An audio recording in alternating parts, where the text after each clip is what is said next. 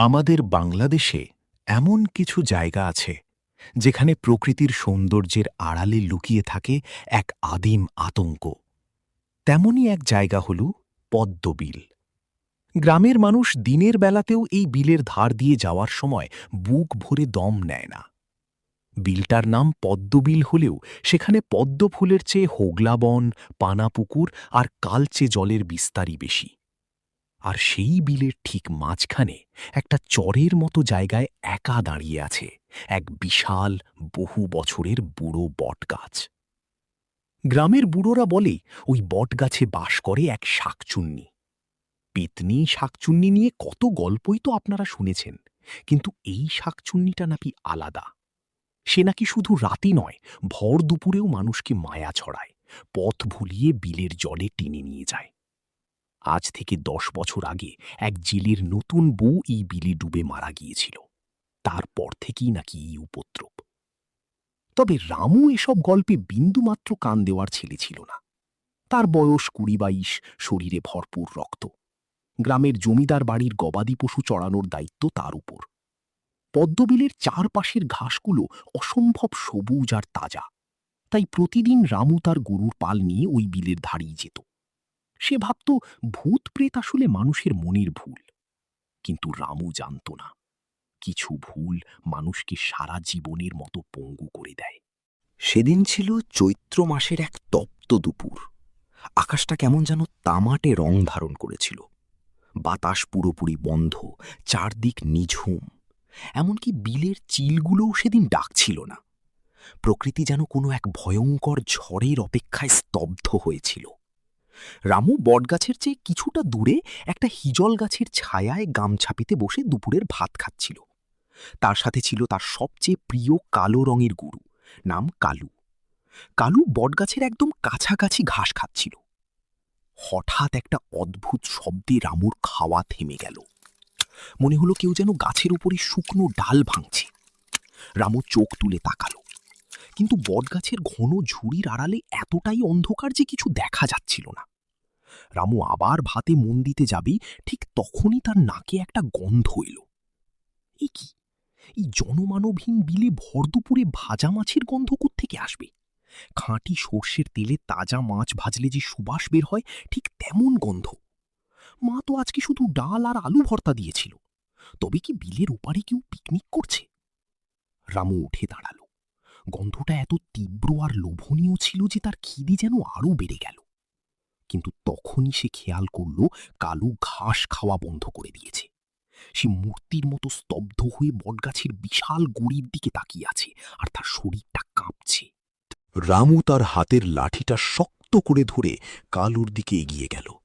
সে ডাকল, এই কালু, সরে আয় ওখান থেকে, বাড়ি ফিরতে হবে। কিন্তু কালু নড়ল না। যতই সে বটগাছের দিকে এগোতে লাগল, ভাজা মাছের গন্ধটা ততটাই পচা, আষ্টে গন্ধে রূপ নিতে লাগল। আর তার সাথে মিশেছে এক অদ্ভুত হিমশীতল বাতাস। এই চৈত্র মাসের দুপুরে এই ঠান্ডা বাতাস অসম্ভব। রামুর গায়ের লোম খাড়া হয়ে উঠল।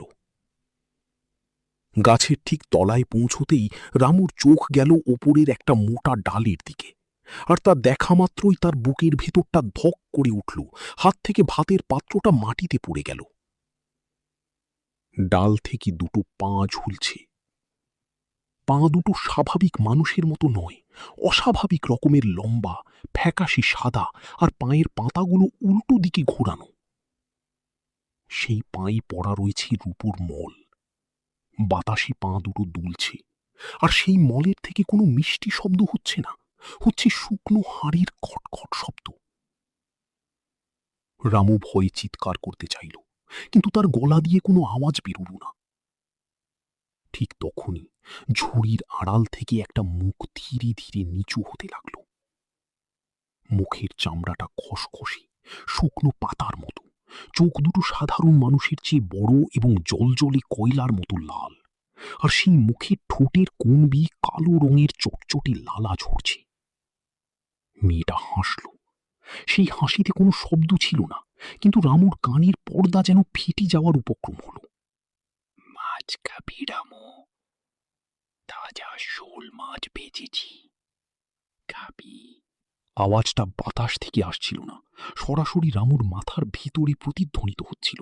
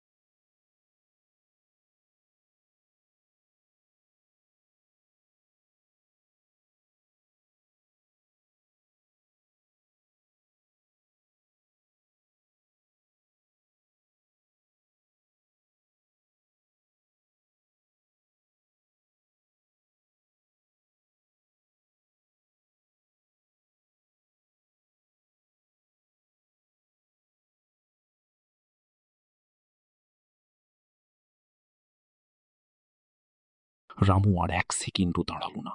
হাতের লাঠি ফেলে সে উল্টো মুখে দৌড় দিল। পিছনে তার গরুর পালও যেন কোনো অদৃশ্য আতঙ্ক দেখে দিকবিদিক জ্ঞান হারিয়ে ছুটতে লাগলো।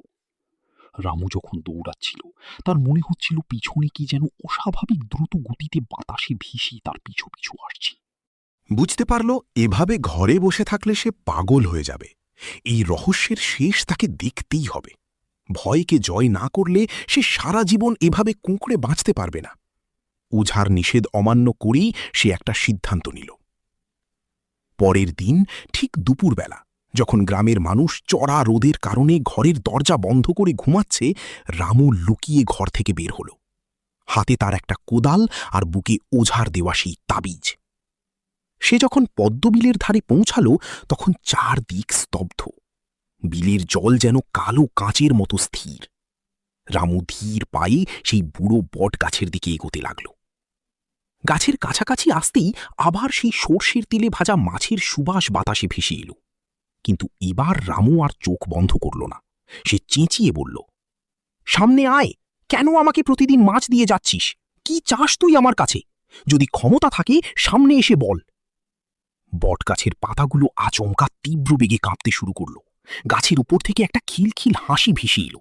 কিন্তু সেই হাসিটা এবার আর ভীতিজনক ছিল না, ছিল করুণ এবং কান্নার মতো। ঝুড়ির আড়াল থেকে সেই অবয়বটা ধীরে ধীরে নিচে নেমে এলো। রামু দেখল শাকচুন্নিটার রূপ এবার বদলে গেছে। সেই বীভৎস মুখটা আর নেই। এখন সে এক সাধারণ গ্রাম্য বধূর মতো, তবে তার চোখ দিয়ে জলের বদলে রক্ত ঝরছে। সে তার দীর্ঘ হাতটা রামুর দিকে বাড়িয়ে দিল। তার হাতের তালুতে ছিল একটা পুরনো মরচে পড়া চাবির গোছা। এরপর সে বটগাছের একদম গোড়ার দিকে আঙুল দিয়ে দেখালো, যেখানে শিকড়গুলো মাটির গভীরে ঢুকে গেছে। রামু বুঝতে পারল সে কি বলতে চায়। সে কোদাল নিয়ে সেই জায়গায় মাটি খুঁড়তে লাগল। কিছুটা খোঁড়ার পর কোদালটা শক্ত কিছু একটাতে ঠেকল। মাটি সরিয়ে রামু দেখল সেখানে একটা ছোট লোহার সিন্দুক পোতা রয়েছে। চাবি দিয়ে সিন্দুকটা খুলতেই পরদিন ভোরে রামু সেই চিতাভস্য আর চন্দনের মালা নিয়ে গিয়ে গঙ্গার পবিত্র জলে ভাসিয়ে দিল। তারপর থেকে পদ্মবিলের সেই বটগাছটা আজও দাঁড়িয়ে আছে, কিন্তু সেখানে আর কোনো দিন ভাজা মাছের গন্ধ পাওয়া যায়নি। দুপুরের বাতাসে রূপোর মলের খটখট শব্দ আর কেউ শোনেনি।